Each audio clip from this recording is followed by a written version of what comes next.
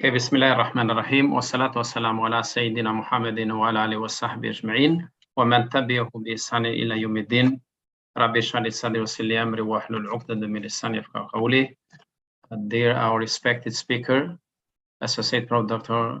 Siraja, and the audience, Assalamu alaikum wa rahmatullahi wa barakatuhu.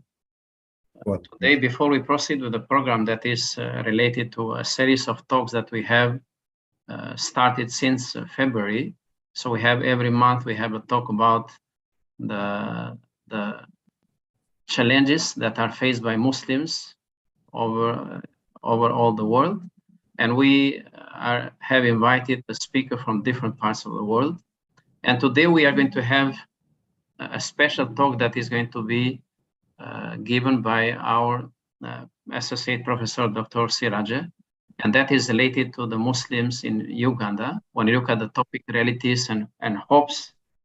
Before we proceed with the topic, with the lecture itself, so let me just provide a brief information about the speaker. Then we are going to listen to the talk. So Associate Prof. Dr. Siraja, Sikamania Siraja Abdullah, began his career as a secondary school teacher in Uganda from 1993 to 1994. And when he completed his PhD in 2000, he worked as a senior research fellow at ISTAC IIUM of that time, where he taught postgraduate courses in Islamic thought and also worked as associate editor for the index journal that is now ISI Shajara. And later on, from 2004, until now, he has been at the Kulia of Education, IUM, starting as an assistant professor, later promoted to associate professor in 2010. At the Kulia of Education, he has contributed a lot towards the development of the curriculum or courses related to his expertise, as well as he taught a number of undergraduate and postgraduate courses in different areas, and especially related to counseling and education psychology. Now, when you look at the themes that he has focused while being in his long career as a teacher, as well as a researcher, including Islam and counseling from an Islamic perspective, career development, career counseling, cross-culture counseling, counseling program development and evaluation, psychoeducational consultation, and ethical and professional issues in counseling. And beside that, he has worked at Islamic University in Uganda as an associate professor of education and a director of public relations related to community engagement and international relations. He has received many research grants that have been provided by our university, International Islamic University Malaysia, related to the topics, especially Islamization program at the university. And he has developed a model of career development and counseling based on the beliefs and experiences of Muslims. And he developed as well an Islamic model of counseling and assessing the lived experiences of international students and refugees in Malaysia. Beside that, Associate Prof. Dr. Siraja, he has contributed greatly to many conferences, seminars, forums in international as well as local levels, as well as he has published many research works in different journals at the level of ISI and Scopus. And he has published books as well as many chapters in the books. And beside that, he has supervised many postgraduate students in the master as well as PhD level. And he has been selected by our university and other educational institutions outside our university to be an examiner to postgraduate. So that is what I can say about Prof. Siraja, who is the main speaker of our talk for today. So that was just only a brief introduction about the speaker. And let us now, without further delay, invite our guest speaker of today, Dr. Sikamania Siraja. Please, Prof, you have 1 hour. You can even do it, less than an hour, but we give 1 hour, then we open for question answers. Please. Okay. Assalamu alaikum wa rahmatullahi wa barakatuhu. Alhamdulillahi rabbil alameen wa salatu wa salam ala Sayyidina Muhammad wa ala alihi wa sahbihi ajma'in. Thank you very much, my brother, Dr. Fatmir, for the invitation first and for the wonderful short introduction. I'm excited to be here and I'm excited to be talking about a topic that is close to my heart. Because when you talk about Uganda, you talk about Islam in Uganda. That is me. These are our struggle. This is our reality, and I'm excited to be given the opportunity to enlighten, give a little bit glimpse about what we are going through, what we are facing, what challenges we are having, and where we hope to be, inshallah. Now, I'm not planning to make a conventional PowerPoint presentation, but I will show you only a few maps and pictures to give you an idea of what I'm talking about, because I assume that most of the people listening to me here don't even know where Uganda is. So, inshallah, I will start by briefly showing you where Uganda is, then we come to how Islam came to that part of the world, and then we'll show you the challenges we are facing and how they came to be and what is being done about them. So I will start my sharing.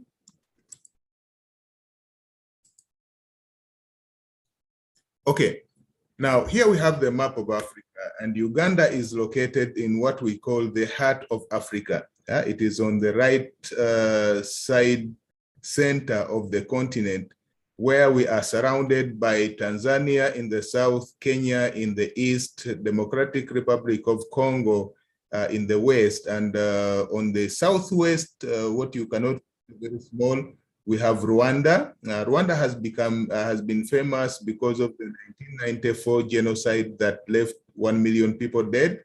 And the current president of Rwanda is doing a lot after having gone through that genocide. He's tried to develop his country.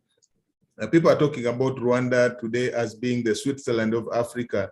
And if you search, you will find many wonderful things that President Paul Kagame is doing about Rwanda.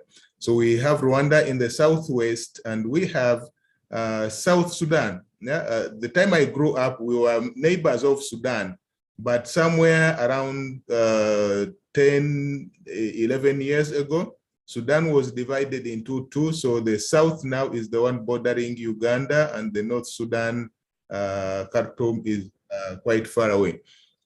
So this is where we are.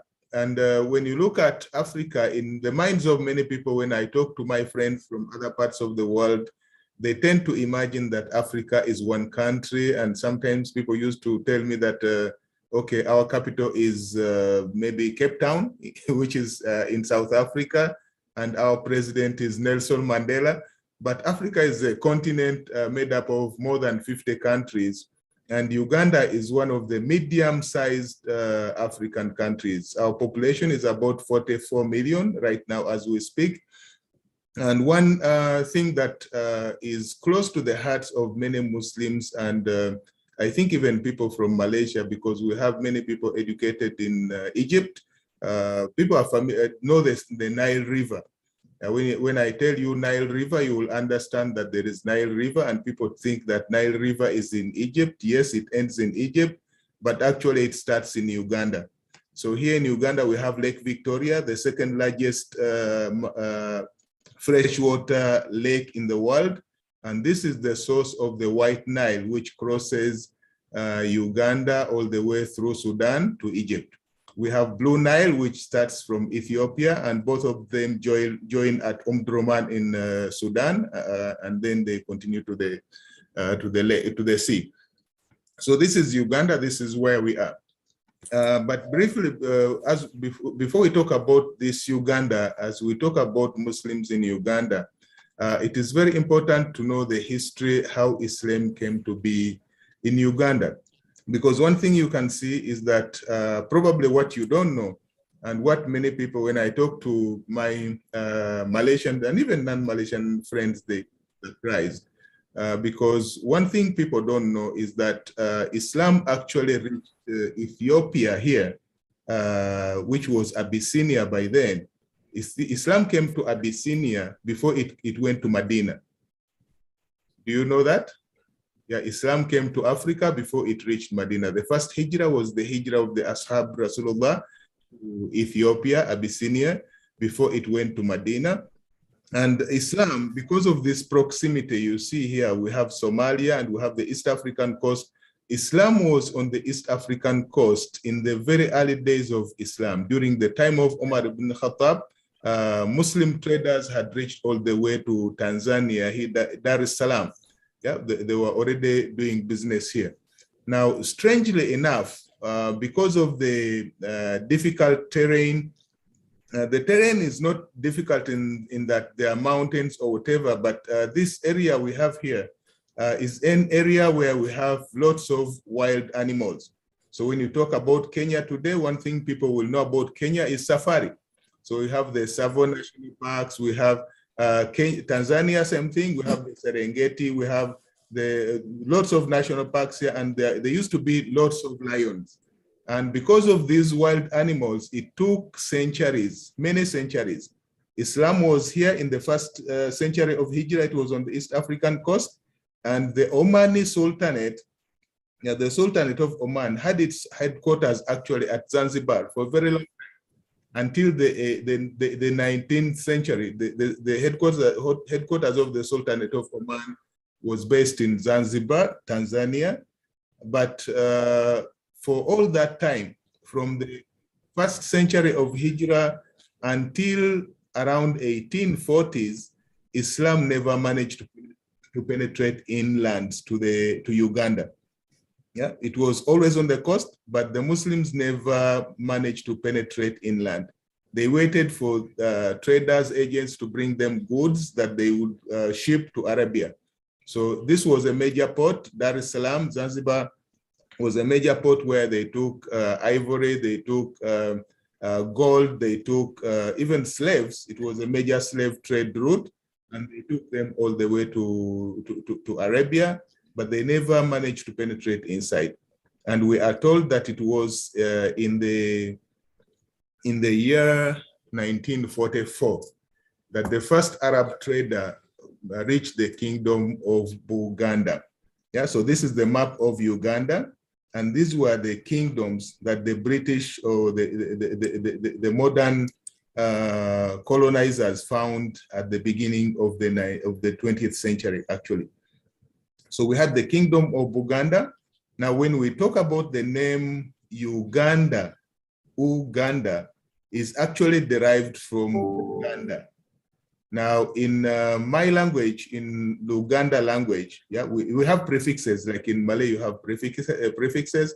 Now, when you add a prefix to a word, it changes the meaning. In my language, the prefix bu means the state of being something or the land of some people. So when we say Bukafiri, it means the state of being a kafir. And when we say Bufaransa, it is the land of the French people. So Buganda was the land of the Ganda people. Now, I'm sorry, I'll take you slowly through those things so that we understand where the genesis, where things come from. That's why you see in Bantu language, actually, Bantu language is the language that is spoken originated from Southern Africa, spread all the way to Central Africa.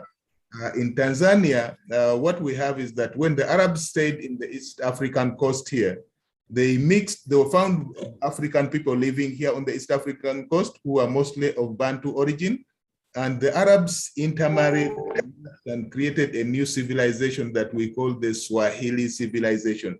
So there is the word Swahili comes from the Arabic word Sawahil.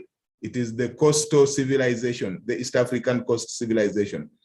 So the Arabs mixed with the African Bantu, and they created a language that is a mixture of Arabic and African Bantu language.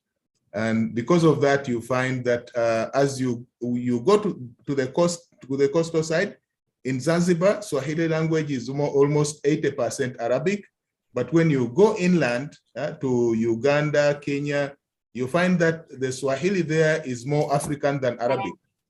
Swahili is about 30% Arabic and about 70% African.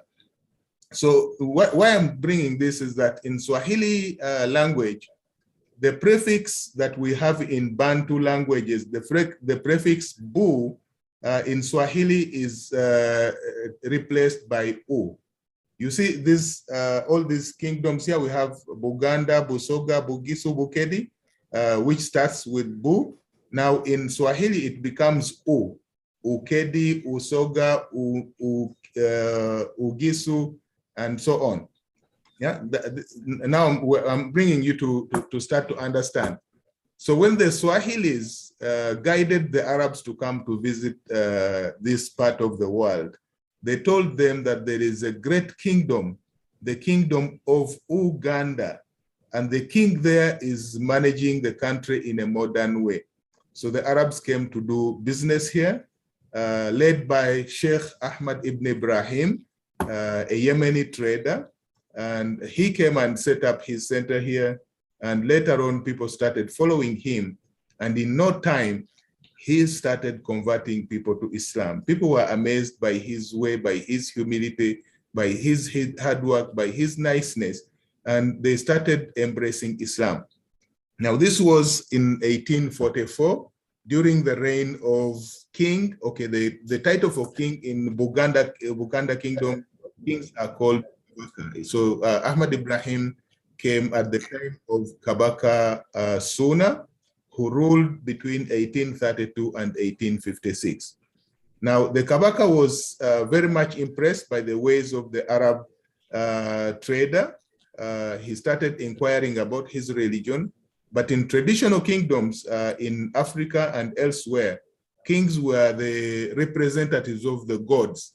So the king himself was not only royal, he was divine. He was the representative of the divine. And it was impossible or unimaginable that the king could convert to a foreign religion. But this king was impressed by the ways of the Arabs and started inquiring, and he allowed the Arabs to practice their religion and even to start teaching the local people about their religion. Now, this is 1844. It is also told that the king allowed his crown prince, Prince Mutesa, to follow the Arab and learn from them, learn how to read and write. And eventually, Prince Mutesa converted to Islam. This is 1850s. So when King Suna died in 1856, Prince Mutesa became the king in 1856, between 1856 and 1884. And this was the beginning of Islam in Uganda. The king himself had converted to Islam, and he was very enthusiastic to preach Islam and to force all his chiefs to actually follow the way of Islam. He started telling all the subjects in the kingdom to follow the Islamic ways, to fast in the month of Ramadan, to perform the 5 daily prayers. And he even insisted that all his chiefs, whenever they came to meet him, they had to recite Al-Fatiha so that he can see their commitment to the new religion. And there is a story, sort of funny, but it shows the seriousness the chiefs took to themselves to learn the new religion. We are told that there is one chief who didn't want to, he failed to memorize Al-Fatiha, but he created a strategy how to remember the verses of Al-Fatiha whenever he meets the king. And we are told that he had 7 wives. Now, he named each of his wives by one of the verses of Al-Fatiha. The first wife became Bismillah. The second wife became Alhamdulillahi Rabbil Alameen, and so on. And whenever he wanted to meet the king, he would go with his wives. And when the king asked him, okay, now tell me, then he would look at Bismillahir Rahmanir Rahim, Alhamdulillahi Rabbil Alameen, and so on. So it shows how serious the King Mutesa was about learning religion. But one thing we have is that this king, he also had to accommodate the traditional ways of the Baganda people. And among the rules of the Baganda people is that because they believe that the king is divine, his blood cannot be shed. And this became a contentious point because, as you see, the first Arabs who came from the East African coast, down here you have Tanzania, they came from the East African coast circled Lake Victoria and entered Buganda from the south. This was the first Muslim missionaries who came to Uganda. But we also had another group of Muslims, that is the Muslims who came from Sudan side. Now, these were following the British-Turkish expedition to discover the source of the River Nile. So we have a group that was following Samuel Baker, and they were stuck here in the west of the Nile. You see what on the map, West Nile. Now they were in West Nile. Now most of these people were of Nubi origin. Now there is a tribe in Egypt, the Nuba. Now the Nuba migrated downwards following the British colonization. Most of them were soldiers in the British colonial armies. They settled somewhere in South Central Sudan, and they followed Samuel Baker on his expedition towards Uganda to find the source of the Nile. And here in West Nile, you find today that it's among the majority Muslim areas. Most of them originated from southern Sudan. So this group who came from Sudan had a different way of understanding Islam from the Yemeni traders who came from the East African coast. Now, the Northerners were following the Maliki Madhab, and they were more strict in enforcing the Sunnah and did not accommodate the traditional ways. Now, the Zanzibaris, the guys who came, the Yemenis who came from the south, had understood the king, and they used wisdom. They knew that the king is not going to be a perfect Muslim, but we want to handle him carefully so that gradually the kingdom will be Islamized, and then we will later have better Muslims. Now, when the Yemenis came, they discovered among other things, number one, that the king was not circumcised. And for them, that was a no-go. For the Zanzibaris, they knew that the king is not circumcised, but we have to handle him carefully. We have to teach him how to clean himself. So he learned Islam, he learned the Quran, and because he was the supreme leader, he always was the Imam of Salah. And these guys come and say, no, someone who's not circumcised cannot lead Salah. So, and it became a clash, it became a big problem, and which ended up in the King Mutesa, a Muslim king, executing fellow Muslims. So they had to be killed because they started the rebellion against him because they said he was not a perfect Muslim, and therefore he couldn't be the leader of Muslim, and he must not lead Muslim in Salah. So this is the beginning of Islam losing out. Yeah, initially we had a situation where the whole kingdom was becoming Islamized very quickly, and everything was going to become Islamic, but people came and misbehaved with the king, and he was annoyed, and he killed many Muslims at that time. Now we have, during this time of Mutesa, who ruled between 1856 to 1884, in 1875, the British explorers trying to find the source of the Nile. Just now, I told you there was one group coming from Egypt following the Nile, led by Samuel Baker, but they were stuck there and they never managed to reach the source of the Nile.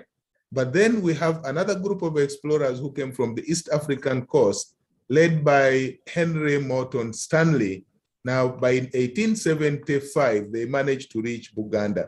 Someone had told them that there is a huge lake somewhere in the middle of Africa, and this is probably the source of the River Nile. So Henry Morton Stanley and his expedition, they come and reach the kingdom of Buganda in 1875, and they came with Speke. Speke is reported to be the first white man to discover the source of the Nile.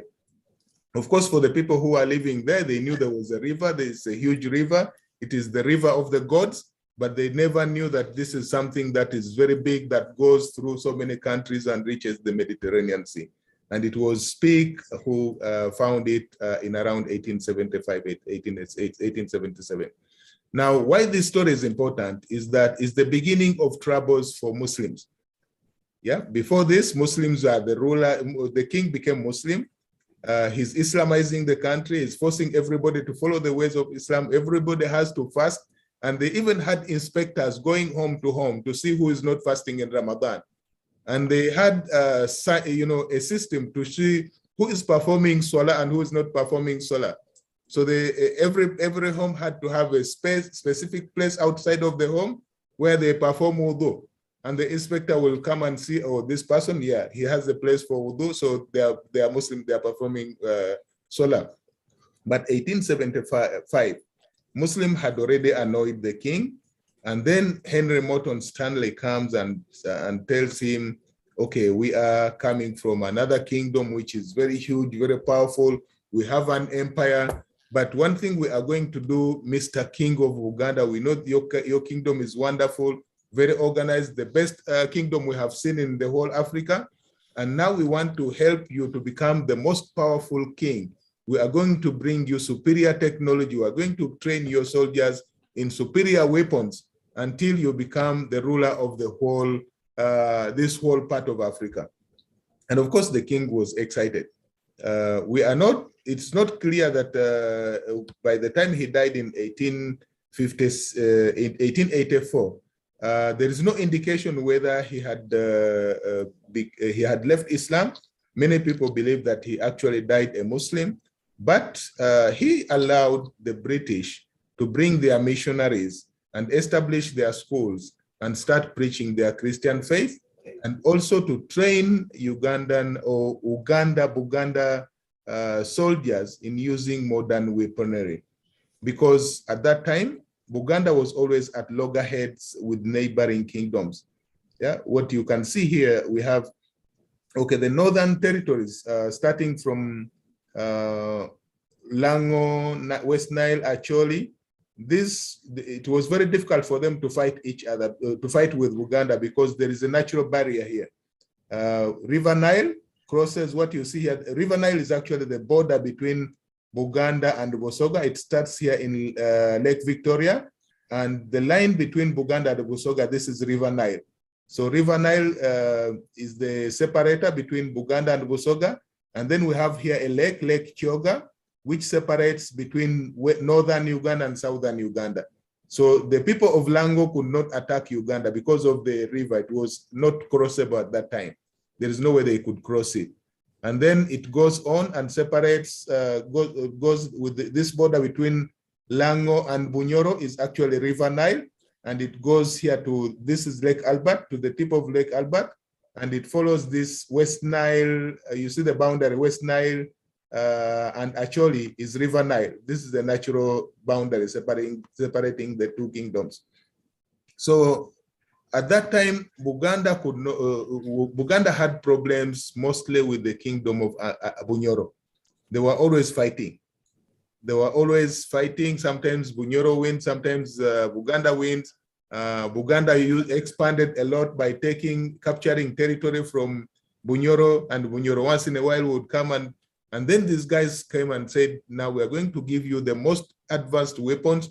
We are going to train you, and you are going to conquer not only Bunyoro, you are going to conquer all the other kingdoms surrounding you.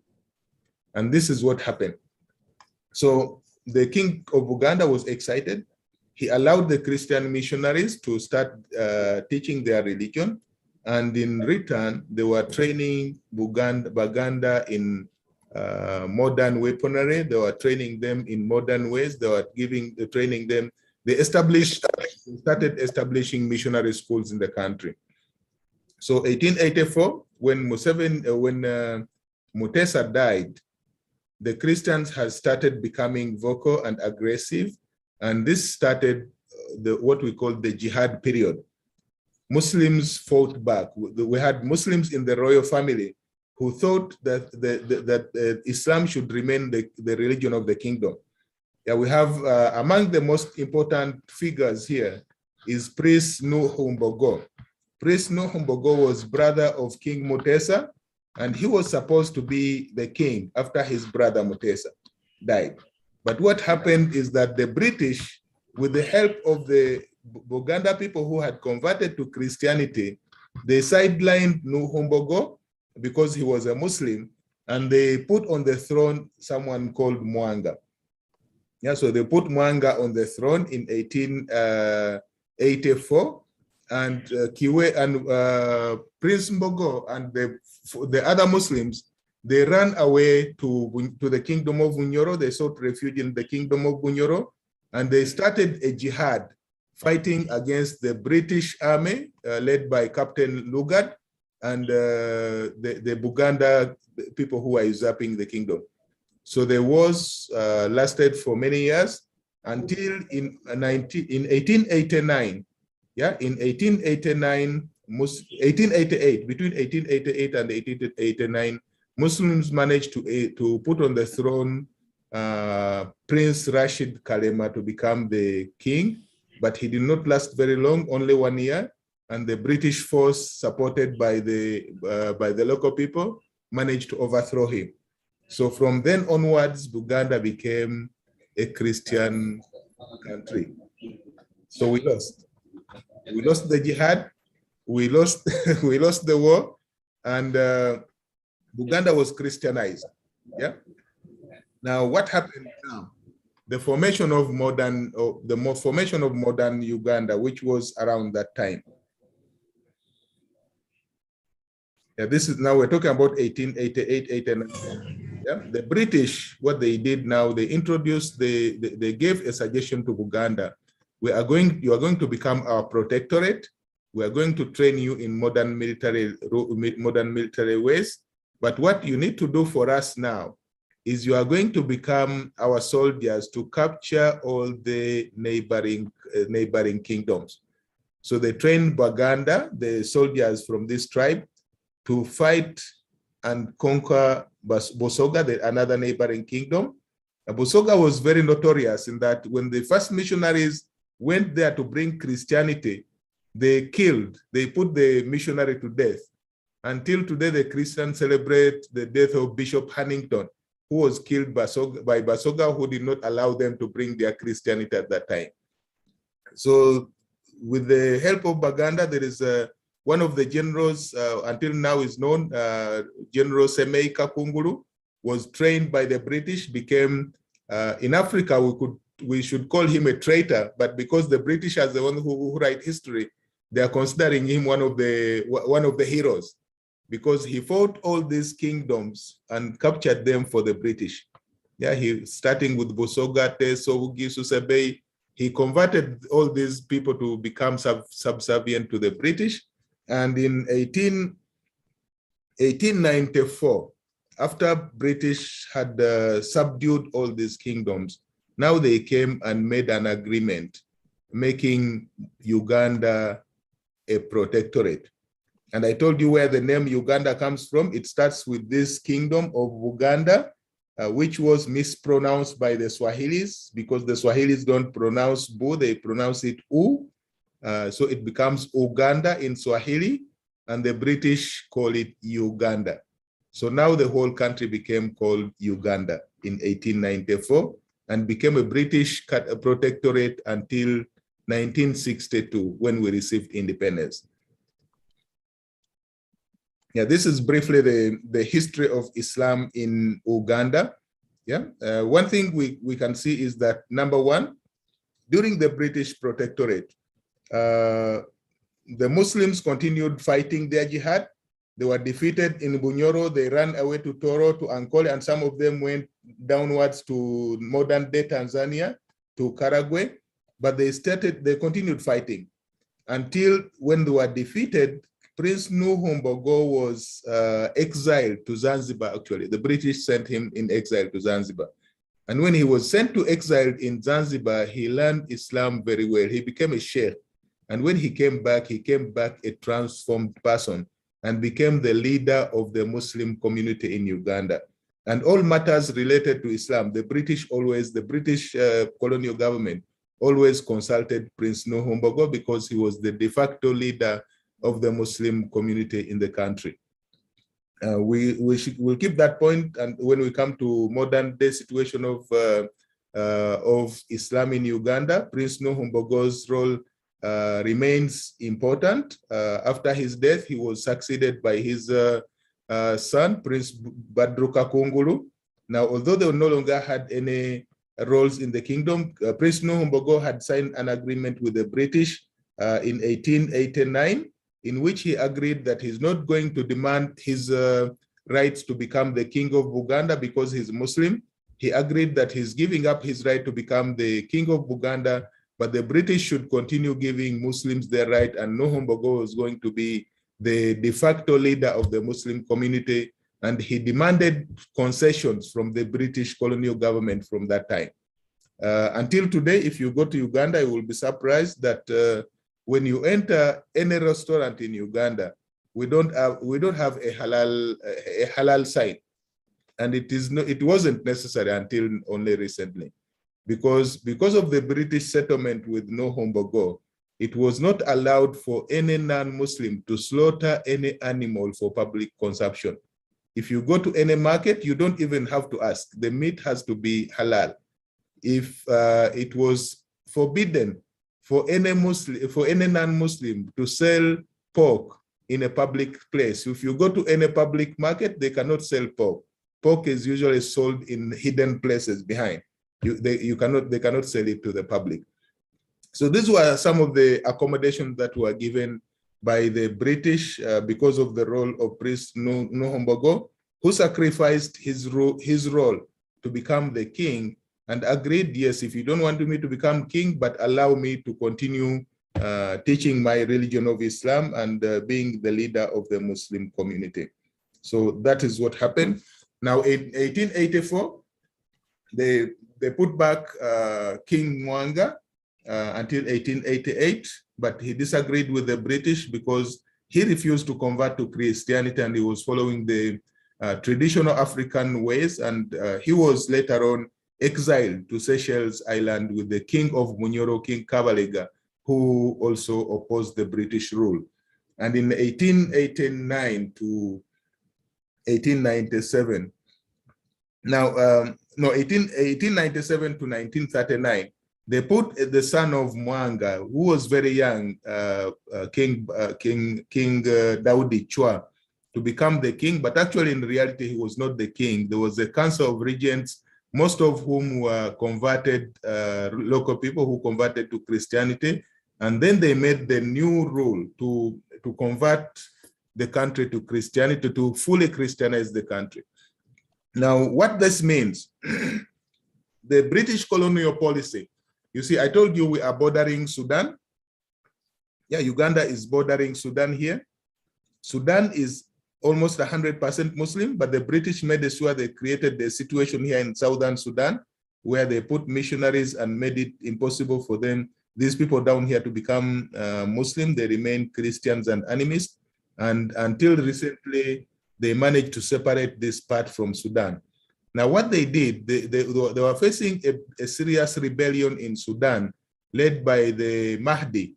Now, Al-Mahdi had resisted British colonialism, and the British were worried that if Muslims in these other parts of Africa could join with the Mahdi, then British colonial rule could not be stable.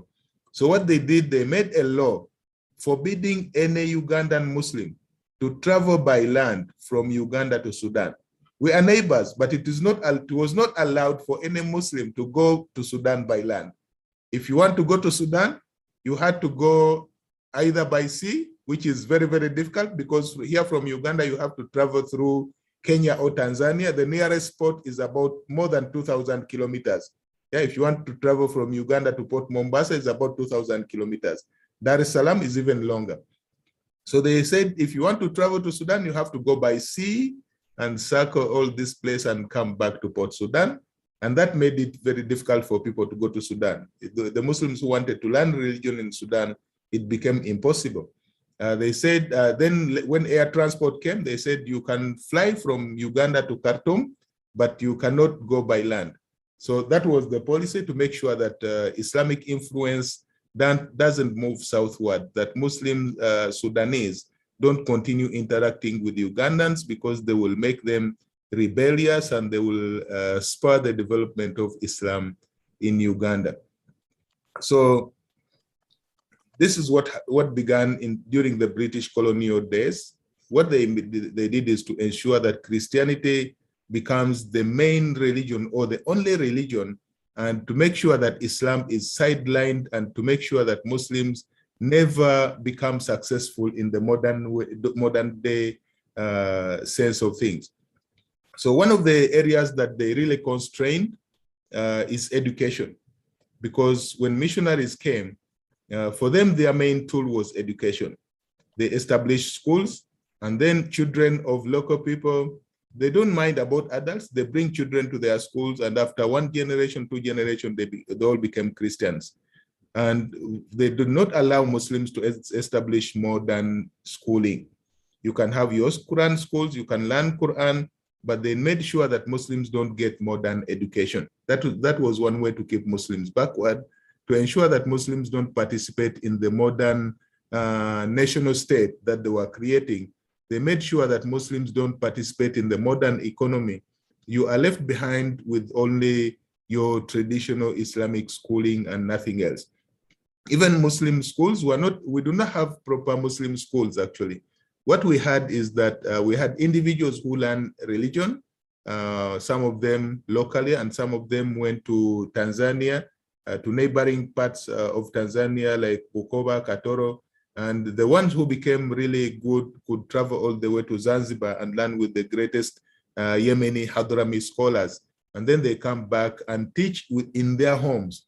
So their homes became the school. We do not have proper modern schools. Learning was within the homes. If you want your child to learn religion, you send him to stay with Sheikh Shuaib, and then he learn whatever Sheikh Shuaib knows, and he will come back to the village and become the religious teacher of the village. So this is what we had. And we are told in history that at the beginning of the 20th century, when the British colonial government was being established, there was what they called the Phelps Commission. Now, the Phelps Commission was commissioned by the British government to go and look at the challenges of administration in British African colonies. So they went all the way to Tanzania, to Kenya, to Nigeria, to Rhodesia, to South Africa, to find out the challenges of the commissions. And in the report, they outlined the challenges of education within the Buganda Protectorate. And they said that most of the schools are owned by the missionaries, most of the hospitals are owned by the missionaries, and the government, the British colonial government, should establish public schools to ensure that every Ugandan has access to modern education. Now, this was resisted by the Council of Churches, who insisted that no, all the social services must be left in the hands of the missionaries, because if you make it public, if you make it accessible to everybody, this means that Mohammedans are going to get educated, and when they get educated, it's going to be very difficult for us to rule them. So make sure that they are left behind, make sure that they don't get access to modern education, and with that, we're going to squeeze them until they have no choice but to follow us and come and bring their children to join missionary schools. And when they join missionary schools, we're going to Christianize them. And this is what happened. Almost all the Ugandan youth who joined missionary schools ended up becoming Christians. We have, I will tell you, when we come to the period of 1979, after one Muslim leader, Idi Amin, was overthrown, the leader the president at that time, Yusuf Lule, was born a Muslim but went to a Christian school and became Christian, and he died Christian. So we had many people like that. The only way you could be educated is to go to a Christian school, get educated in the Christian way, and then you become Christianized. Now, you remember I talked about Priest Nuhumbogo, and this is where his role comes in. Now, Priest Nuhumbogo, in his role as the leader, the de facto leader of the Muslim community, who was very much respected by the British because he had agreed to give up his right to be the king and make sure that he spreads Islam. Now, took it upon himself to ensure that Muslims get modern education. But he was afraid because of the stories of so many young Muslims who went to missionary schools and became Christianized. And when his son, Prince Badru, was approached to go to school, the British created what they call the King's College. Like here in Malaysia, you have the MCKK. They created schools like this to train, to prepare the high-class elites to become leaders of the administration. So they created the King's College Budo in Uganda, where the royal class and were all trained. The children of the kings, the princes were all educated. So when they approached Prince Nuhu and said, Prince Nuhu, you have this young son, Badru, why don't you allow him to join King's College so that he can get modern education?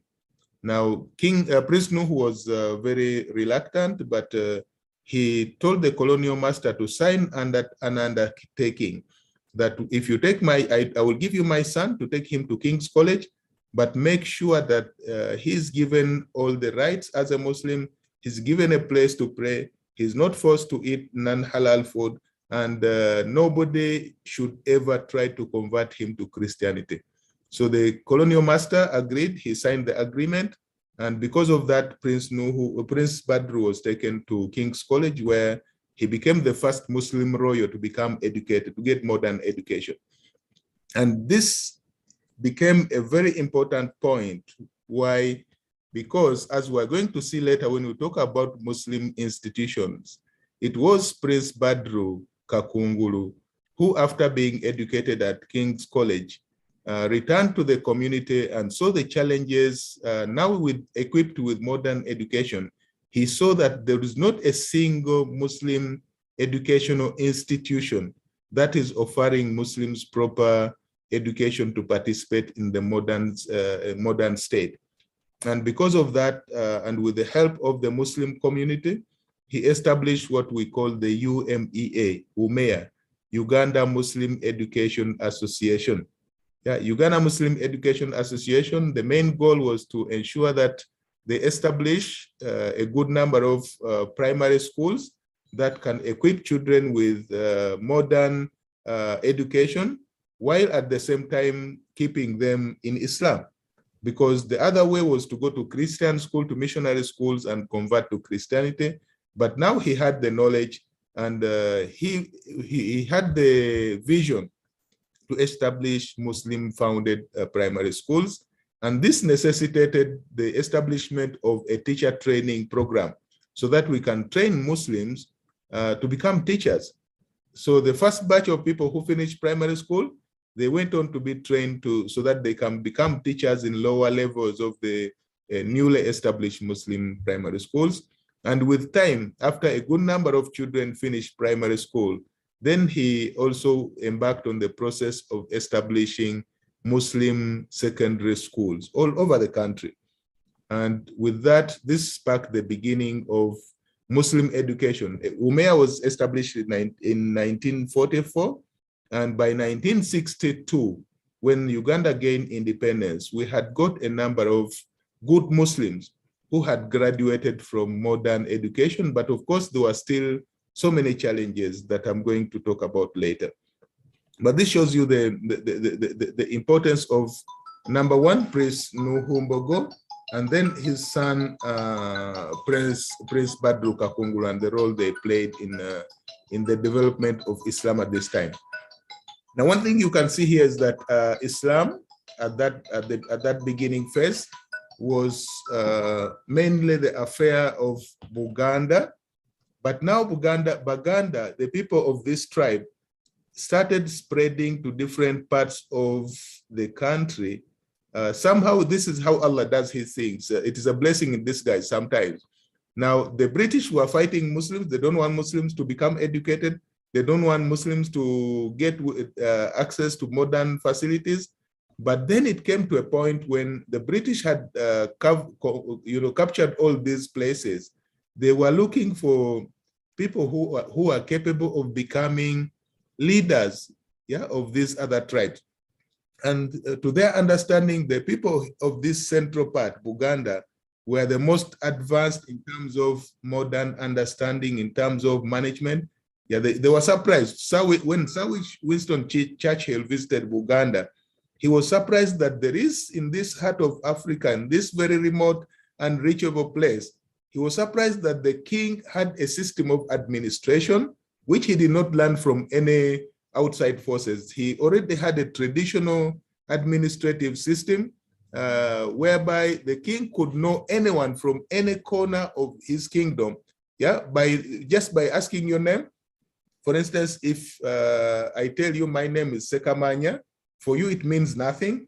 But if I go to Buganda and I tell them I'm Sekamanya, they know what does Sekamanya mean. Sekamanya means someone who originated from this place, and his great-grandfather must be so and so, and his connection with our royal kingdom is so and so. So this is how the system was. When Winston Churchill, came to visit this Kabaka, the king of Uganda, he was surprised that the king would just ask someone to introduce himself. Okay, who are you? I'm so and so, son of so and so, and the king automatically knows this must be from this place. And then what they did is they requested the kingdom of Uganda to give them people so that these people can go and establish the same system of administration in other parts of the country. And this is how our grandfathers started spreading Islam to other parts of the country. Because the British, number one, they wanted to get rid of these Muslims. The Buganda royal don't want Muslims become Muslims that troublemakers. So what they did, okay, Ankole, you want people to go and civilize your people? Take Asumani, take Burhan, take Muhammad, and they take them to the other kingdom. And these people went and started intermarrying and establishing relationships, and with no time, Islam started spreading everywhere in the country. But of course, without a proper mechanism, without a proper equipment, without properly trained missionaries, the spread was slow compared to the way the Christians managed to spread the Christian faith. So this is the... Dr. Siraja, you have another 6 minutes, 6 minutes only? Yeah, because it is almost going to be 1 hour that you have been talking. Allahu Akbar. That is... But this has been great. Okay, so we will skip to the modern time, but inshallah, I beg that you give me a little bit more time. Yeah, please proceed. Okay, so what happened? Uganda received independence from the British in 1962, and the leader of the Muslim community at that time was Priest Badru, who had received modern education and established Uganda Muslim community and the Ugandan Muslim Education Association, and they were starting to educate Muslims. And then in 1962, when we got independence, the new president, Apollo Milton Obote, the new prime minister, was from Lango, from the northern tribe. Now, the majority of these people never converted to Islam. They were all Christian. So Apollo Milton Obote becomes the president, and he is #1 against this Buganda, because most of these tribes actually were at loggerheads with Buganda, because Buganda was used as a tool to conquer all these other tribes. So they became enemies. #2, he was against Islam. So he did not like Islam. So Muslims were squeezed during the time of Apollo Milton Obote, who ruled between 1962 and was overthrown in 1971 by none other than the one and only Muslim president of Uganda, Alhaji Field Marshal Idi Amin Dada. Now, Idi Amin Dada was one of I told you we had people who migrated from Sudan, from the West Nile, and they were soldiers brought by the British. And all that time, they continued serving in the military forces. So Idi Amin Dada, with very low education, only primary education, but he was very brave. He was trained by the British during the colonial days. He went all the way to the military academy at Sandhurst. He was trained in Israel. So when Obote became president, Idi Amin was the commander-in-chief of the army. And as commander-in-chief of the army, he continued serving very well.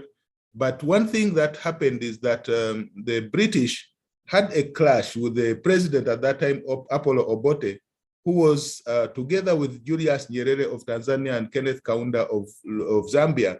They were questioning British colonial policy continuing in Southern Africa, in Rhodesia, which is present-day Zimbabwe and Botswana, as well as the apartheid regime in South Africa.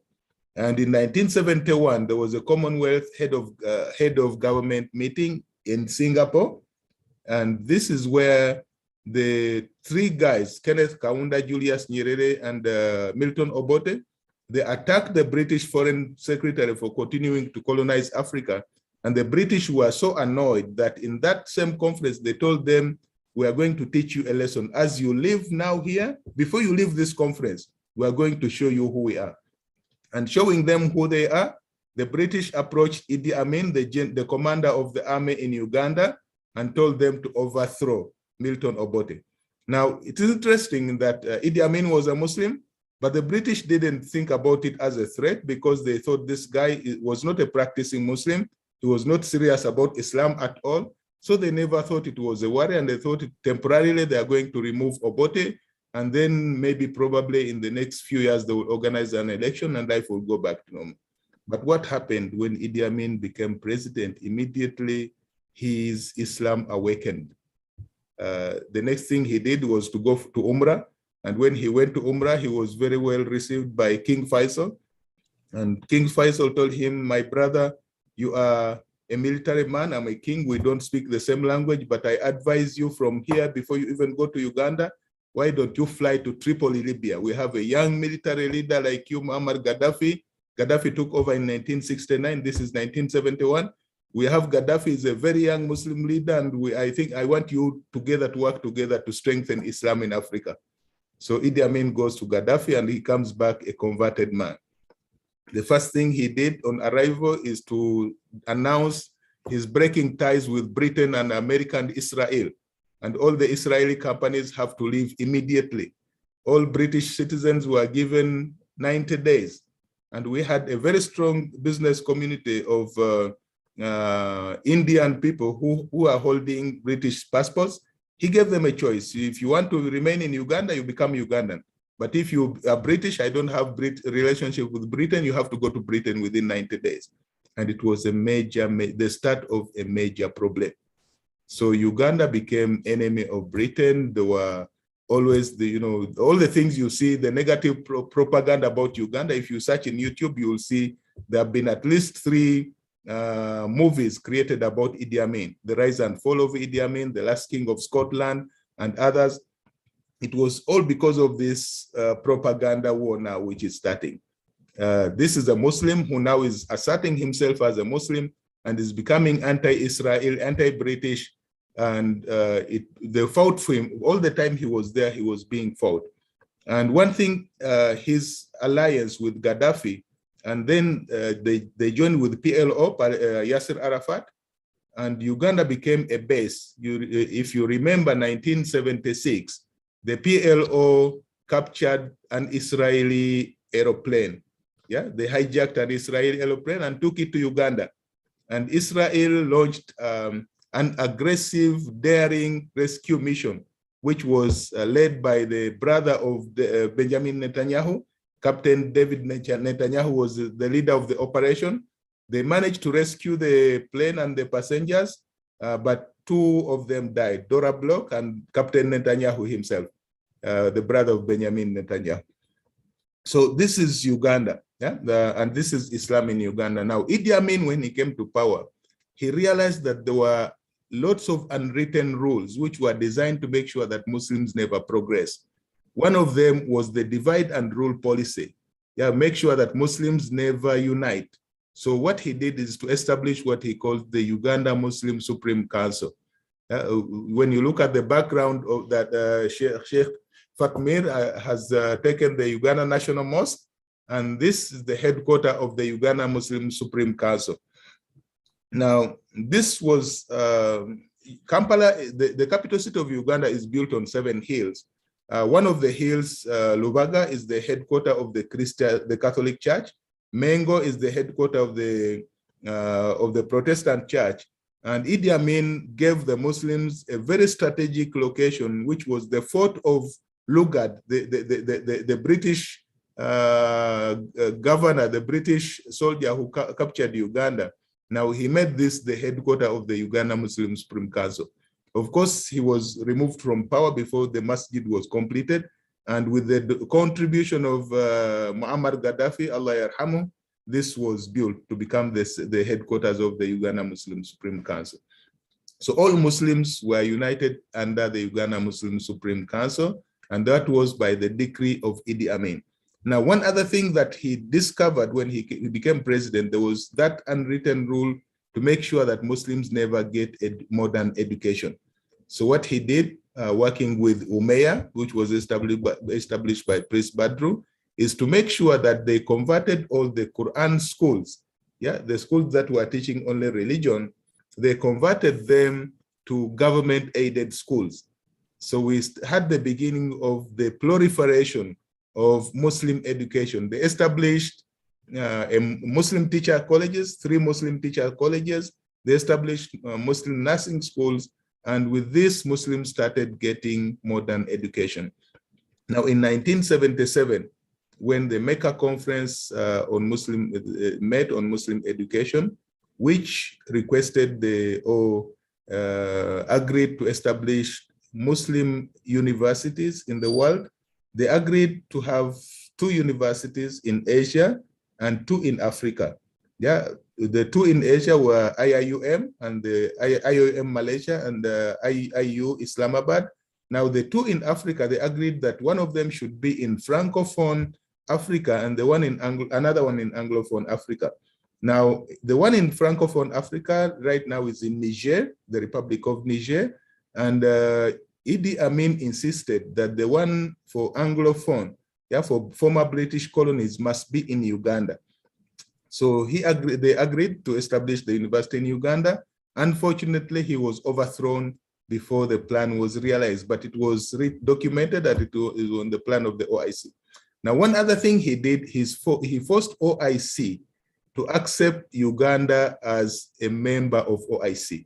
He forced, because by OIC, to be a member of OIC, you have to be a Muslim majority country like Dr. Fatmir's Albania. But Uganda Muslims are minority. According to government records, we are only 14%, although some Muslims are questioning that, but we are not more than 20%. But Idi Amin forced the OIC to accept Uganda as a member of OIC. And he told them, if you don't want us to be a member of OIC, then I'm trying to Islamize Uganda, I'm spreading Islam. So do you want us to go and become member of Vatican and Christianize people? Of course, they agreed to let Uganda be a member of OIC. Until today, when we have Christian presidents, Uganda is still a member of OIC. So when they agreed to establish the university in Uganda. Unfortunately, he was overthrown in 1979. Now, the government that came after that, they were not interested. Obote became president again, the one Idi Amin had overthrown. And they had lots of animosity and revenge against Muslims because they thought that Muslims had been brought up and empowered and enriched by Idi Amin. So many people were killed, many Muslims were killed during that time. And yes. Can you just close here, then we open for question and answer? This is great, but this requires a lot of time for you to present. So okay. Maybe if you want to ask question, you can respond. I think this will be better. Okay, I appreciate it. Thank you very much, Dr. Fatmi. So briefly, what I will do, I will press the pause button. And I hope maybe in the future we'll have session 2 where we'll follow up on this. Inshallah, yeah, that will be great. Yeah, inshallah. Okay. Thank you. Okay, thank you very much, Dr. Siraja, for this insightful presentation. So now, without delaying, the time is running very fast. So I'd like to open for questions. Okay. Yes, Dr. Fatmi, we have a few questions here. Okay, if you'd like to respond to this first, or yes. Okay. Number 1, someone is asking whether Uganda was a Nubian land. Now, the word Nubian, actually what it means is that someone is a member of the tribe called Nuba. Now, Nuba tribe, their origin is somewhere in modern day Egypt. but they spread southwards to Sudan. So you'll find the original Nuba are in Egypt, but you'll find a great number of them in Sudan, and a small number of those Nuba who migrated downwards to Uganda, you find them in Uganda. So Uganda, we have a very small Nubian minority, but it's not originally a Nubian land. Originally, as I've shown you in the map, we had many different tribes. Now, if you are a student of anthropology, I could tell them what all this means. Yeah, because we have people who are of Bantu origin. In Africa, Bantu tribes originated from Southern Africa, and they migrated northwards. And so you find all the way from Botswana, Zimbabwe, Zambia, Tanzania, Kenya, and then some of them you find them here in Uganda. These tribes here you've seen colored here. Ankole, Toro, Bunyoro, Buganda, Busoga, Sambuketi, Bugisu, these are Bantu tribes. Now the northern tribes are different. Yeah, northern tribes, most of them migrated from the Nile Valley, from the Sudan downwards. These are Nilotic people. Now, Nilotic people, you find them in Uganda, you find them a little bit in Kenya, the Jaluos, you find them in the west, all the way up to Nigeria. The same Bantu, you find Bantu tribes all the way to Nigeria until all the way to Gambia, Senegal, whatever. So the migration, African migration was like this. Some from the north, some from the east. And we have people from the Horn of Africa. These are the Semitic people. Yeah, the Somalis, Ethiopians, a very small portion of them, you find them coming to this part. In Ankole, you find the Hima. In Rwanda, we have the Tutsi. These are originated from the Horn of Africa. So that is Nubian land. Now, on what basis did Uganda become a member of OIC? I have already mentioned that Uganda, by right, shouldn't be a member of OIC because we are a Muslim minority country. But Al-Haji Field Marshal Dr. Idi Amin Dada forced the OIC member states to accept Uganda as a member, because he said, my intention is to ultimately Islamize Uganda. And he was always, organizing Maulid ceremonies in which he invited people from all over the world, and you will see thousands of people embracing Islam every time. So he said, eventually Uganda will become a Muslim country, but unfortunately he was overthrown before that dream was realized. Now, what was the reason why Idi Amin chased away the Indians of Uganda? I mentioned briefly that these Indians, number one, like the way you have Indians and Chinese in Malaysia, they were brought by the British to construct the East African Railway from Mombasa, Kenya to Uganda, which is about 1,800 to 2,000 kilometers. So there were laborers on the railway. And when they came, when the railway was completed, they became the business community. They started as small shopkeepers, and some of them started big plantations and big businesses. Now, the mistake they made, and sometimes it is because of pride, they did not become Ugandan. In Malaysia, when they came to Malaysia, they became Malaysian. When they went to Uganda, they did not become Ugandan. They became British foreign citizens. So when Idi Amin cut ties with Britain, he said, okay, all Asians who are British citizens, I give you a right. I give you a choice. If you want to become Ugandan, you become Ugandans. But if you remain as British, I don't have relationship with Britain, so you have to go to Britain. And many of them chose to leave and go to Britain. The few of them who decided to become Ugandan actually remain until this day. So is this being taught in school? No. You can, some of the things cannot be taught in school, because you see what happens is that history is written by the victors. Now, the people who don't like Islam, they will not tell you that Idi Amin did anything good in Uganda, actually.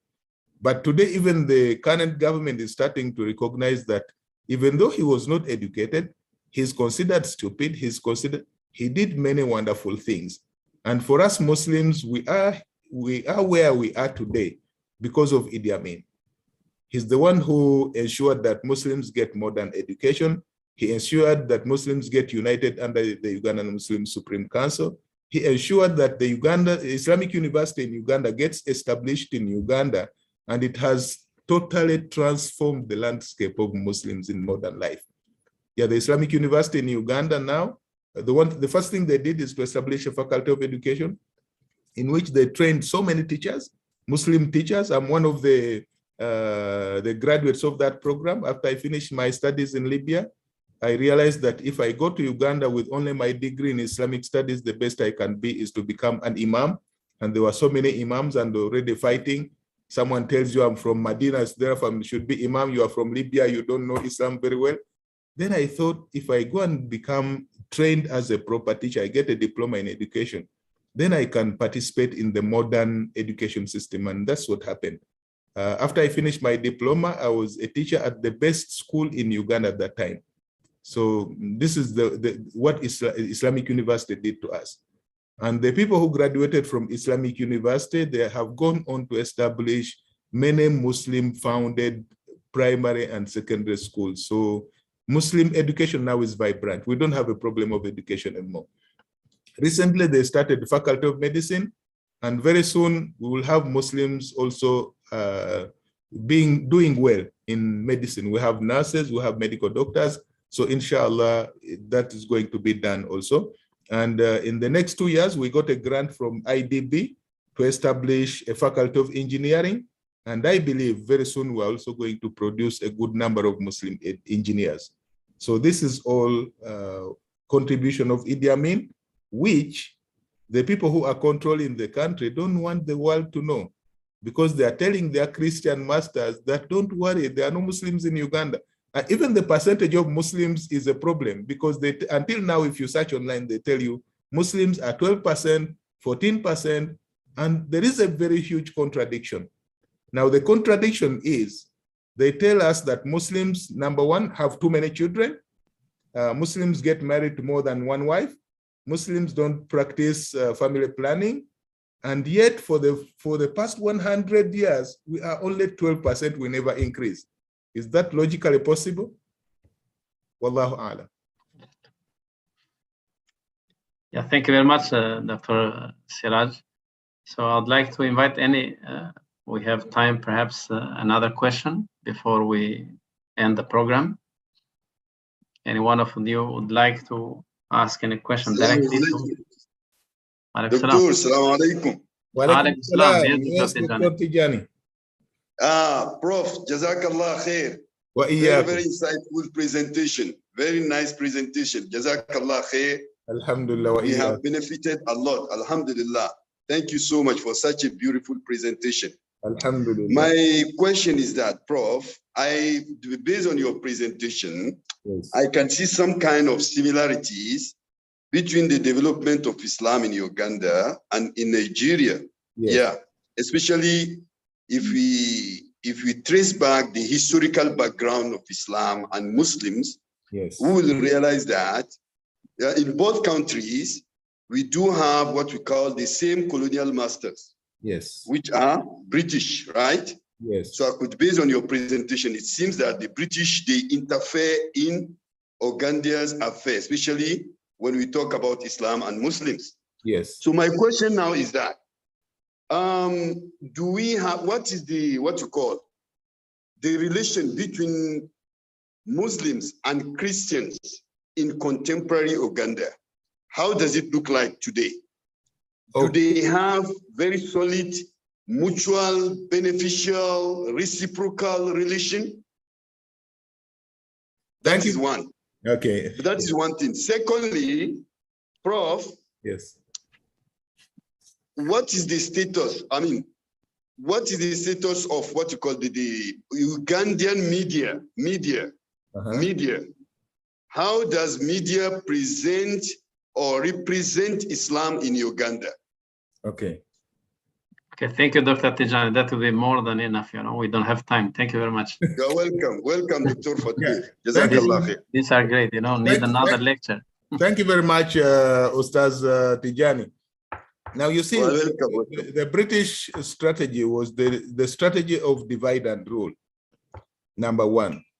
Number two, it was the strategy of making sure that because the Christian missionaries, the Church Missionary Society, was actually the hidden colonial arm of the British government.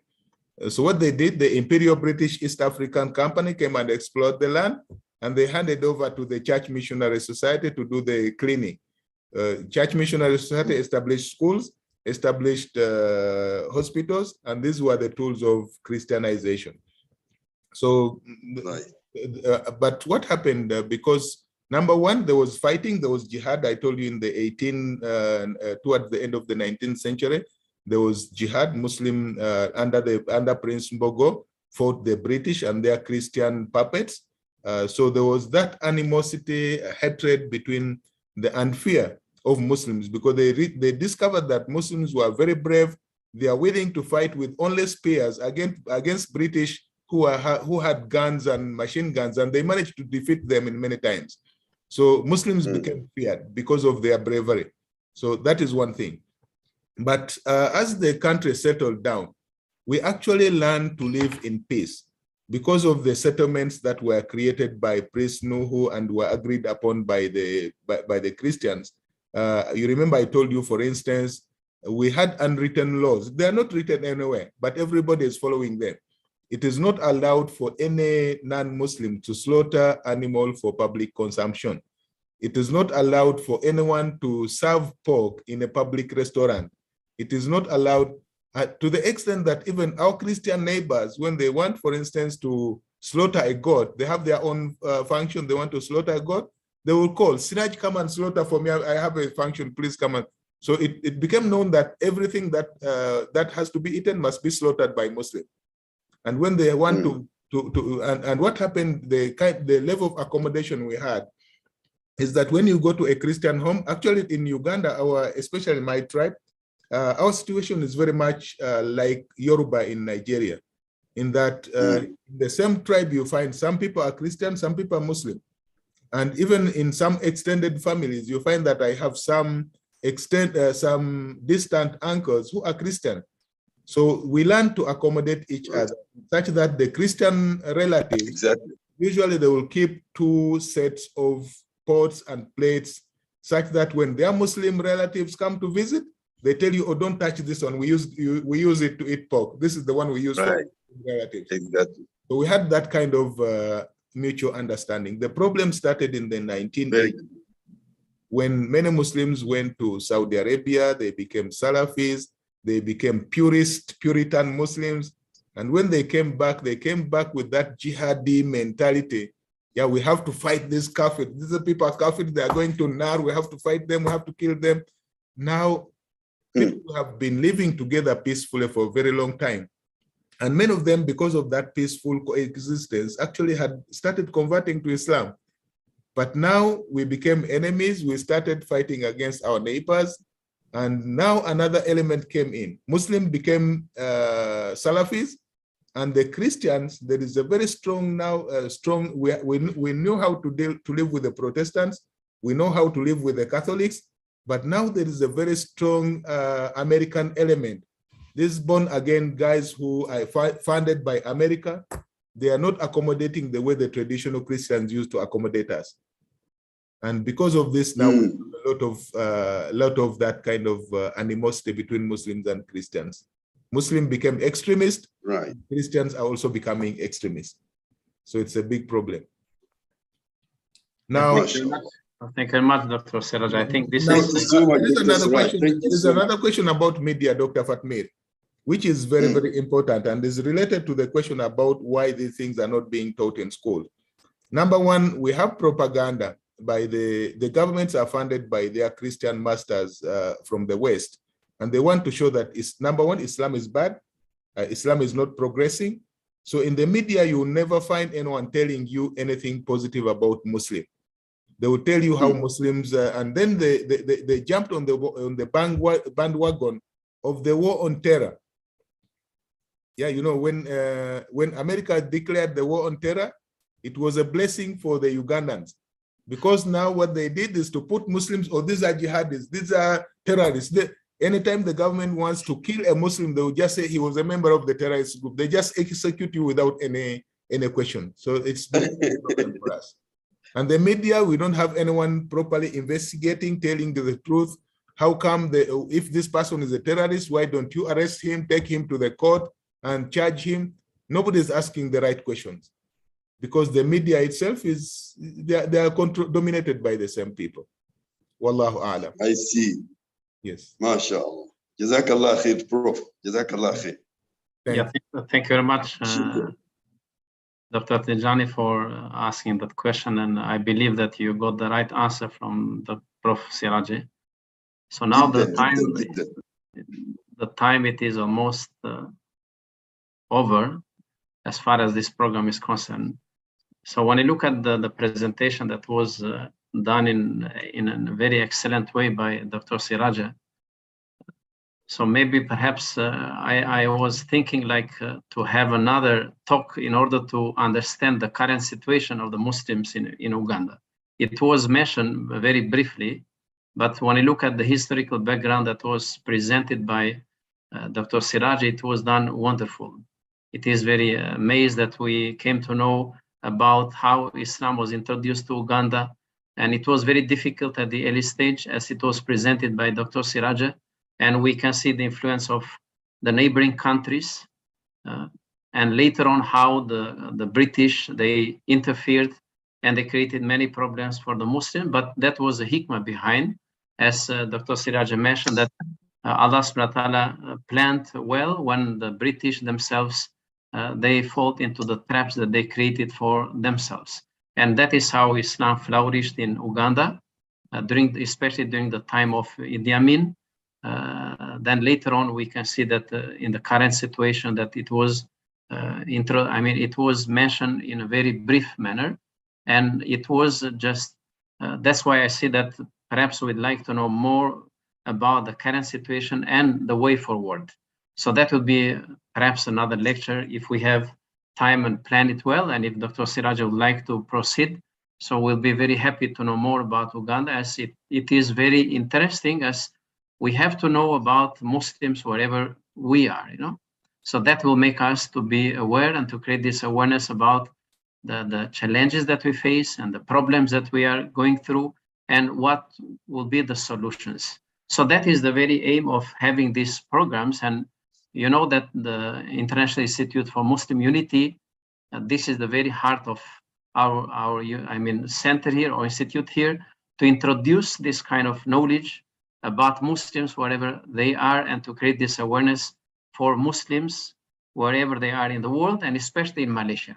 And that is related to the young Muslims will become leaders as far as the International Islamic University is concerned. So regardless of the audience that we have here, so we are going to share the link with others after we have finished this program. And we believe, according to our experience, that many will access and they will get the right information as it was presented by our guest speaker today, that is Dr. Siraja. So we'd like to thank you, Dr. Siraja, on behalf of the Institute, that this is, mashallah, a great contribution to the knowledge, the body of knowledge, and especially to provide the proper knowledge about Muslims wherever they are. And we have to encourage that kind of tradition in order to make sure that our young Muslim scholars and generation will get the right knowledge about ourselves. That is very important, because we are, as you mentioned, we are getting the knowledge for ourselves from others, not from the right sources. And I believe this is a great contribution, and may Allah bless you. May Allah bless you, Dr. Siraja. So that has been a great contribution. And I'd like to thank you on behalf of the director, Prof. Dawood. So he was not able to make it today, but he is very happy that you accepted, since we discussed at the beginning. And I believe that he'll be very happy when he goes through, even though he could not manage to join us in this program. So I think with that, we would like to thank you very much, as well as I would like to thank those who participated from the very beginning until the end of this program. And may Allah bless all of us and shower his blessings, as well as ease our efforts and make our life easy in the future to contribute to the Muslim Ummah as well as humanity at large. So with that, we end this program by reciting Surah Al-Asr.